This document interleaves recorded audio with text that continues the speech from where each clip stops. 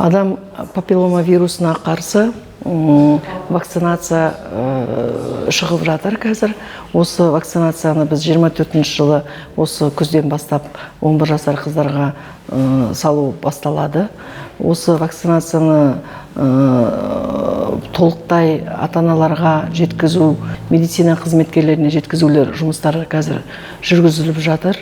11 жастағы қыздарға вакцинацияны тегін ала алатын болады. Поликлиникаларда,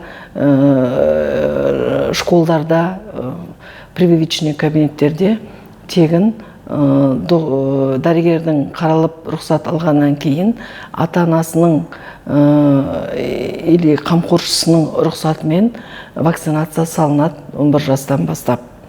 Осы Шығыс Қазақстан облысында 5000-нан астам қыз балалар бар деп тіркеліп отыр қазір.